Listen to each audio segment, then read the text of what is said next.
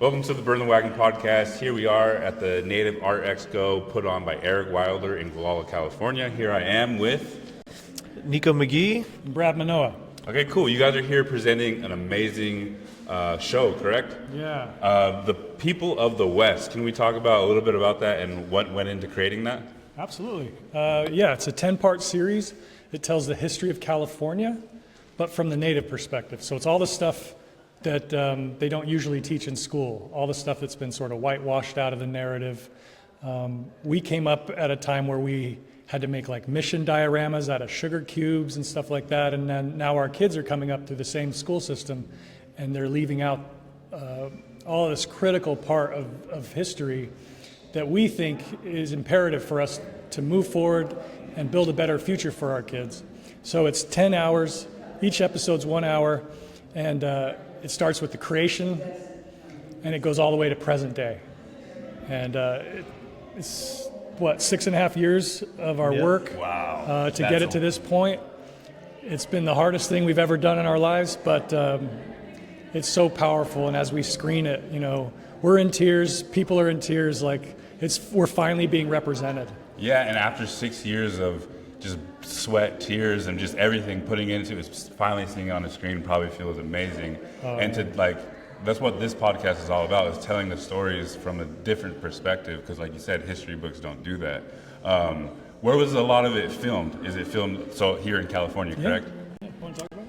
Yeah, we filmed everything mostly in LA, California, at all the film ranches and everything. But when we did some pickups, we actually came up here to Northern California, shot along the Russian River for a little bit of Gold Rush episodes. Okay. And then in episode 1, when we talk about pre-contact, pre-colonization, we hit the redwoods and everything like that. So, wow. So we did film a little bit up here. I see. So is it covering mostly Southern California history, or is it all of California history? No, we went on to the movie ranches, and so if it was something in Northern California, we hit Golden Oaks Ranch, Disney Ranch that looks like Northern California, okay. Because we had to keep everything in LA. We shot it all Union, and we had to have all of our film sets and our camera gear all local. I see. That's really, really cool to be able to that's a trip to think about too. Is I forget about Hollywood. You know what I mean? Being able to make those scenes in spaces like that.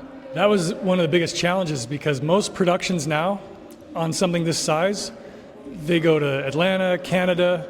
The worst place you could film is California. It's Really? so expensive, but it's a series about California. It had to be filmed here. We had to say at the end of it, filmed in California, even though it was really tempting to go up to Canada where it was cheaper, very picturesque, but we needed it to be filmed here. And being able to film here, you guys get to drive up here too. Yeah. It was beautiful. Everywhere you point your camera in California is beautiful. So. Yeah, and like you said about the mission dioramas, that makes me think of I remember doing that too, and being able to come at a different perspective is amazing. Yeah. So on that note, I have 6 kids. My daughter, in her fourth grade experience, was taken on a field trip to San Luis Rey Mission, and it was sort of celebratory. And part of the experience there, they had them all make adobe bricks as a fun craft for the kids to do. But what they didn't know is adobe brick making is slave labor for our ancestors. And now they're having Native kids go to the mission and reenact that slave labor. And that's California's 4th grade education. In this series, we're giving to the state to finally teach the true history. We didn't only make the series, we also wrote a 155-page curriculum to coincide with it. And we're adapting that for 4th grade, so it's age appropriate, but it's targeted for 9th through 12th graders in high school. Wow, that's beautiful to be able to hear about. Being people like you are creating that for schools.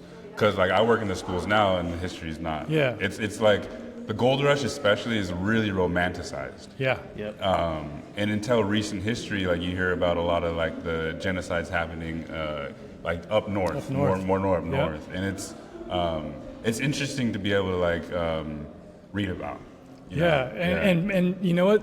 Most of the people that watch it, one of the most common reactions we get is anger, But it's not anger about what actually happened. It's anger that they were lied to and that it's been hidden from them and that they weren't taught this in school. And the most common question is, why aren't we all taught this? Yeah. And I'll tell you this crazy story. We were trying to pitch this around Hollywood before we got the funding that we did. We went to CNN Films to pitch it. And when we did, the executive after, she said, I need to apologize to you. I was born and raised in California. I came up through the California school system, and I didn't even know there were natives in California. And we said, that's why this show needs to be made. It's so important. Nobody knows this history. And she said, well, for us, it's going to be a pass. We're interested more in true crime right now. So if you have a true crime story, if a husband murders his wife or something, they'll put that on screen. And we were trying to say, this is 500 years of true crime. That's what that nobody knows about. And if you're interested in, murder, I mean, unfortunately, this show is riddled with it, in every episode. And I like what that's exactly what when you were saying that, it's exactly what I was thinking, because this is a true crime story. No, absolutely. No, he just handed it to me. I thought you were ready to go on something. But yeah, is there where can people find this?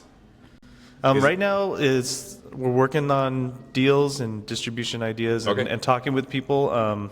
You can go to our website, peoplethewest.org. We have all the socials for People of the West series, Instagram, Facebook, TikTok, X, for updates on when we will do that. In the meantime, we're getting into film festivals, and we're doing grassroots screenings just like this, going to communities to kind of show us the series. Awesome. So, sorry, I didn't mean to cut you off, but if anybody's interested in hosting a screening in their local community or school or organization or university, they can fill out a form on peoplethewest.org, and then our impact team will reach out to them, just like we did here, to arrange all the logistics around a screening.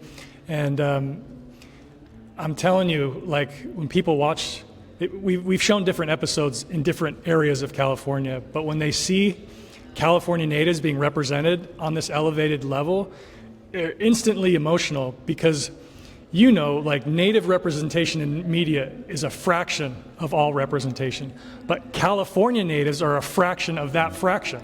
Yes. And a tiny fraction, so we're almost barely visible in the media, in the landscape.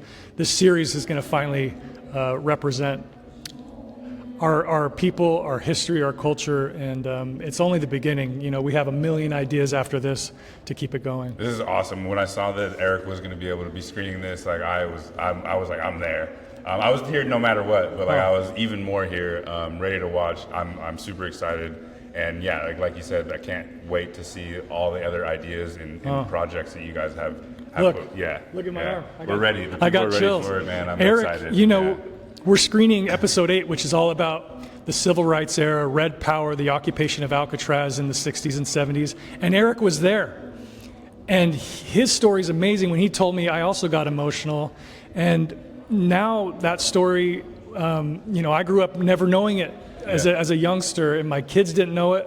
But now, starting in 4th grade, everyone's going to know it. And in 10, 20 years, it'll be impossible in this state to be born and raised here, to come up through the education system and not know natives existed, and to know this history. So it's a powerful moment in time. Like, this series, this screening, in and of itself is historical. It is. Like, it's beautiful to be trippy. a part of as well. Beautiful to be here, and I'm excited to be here.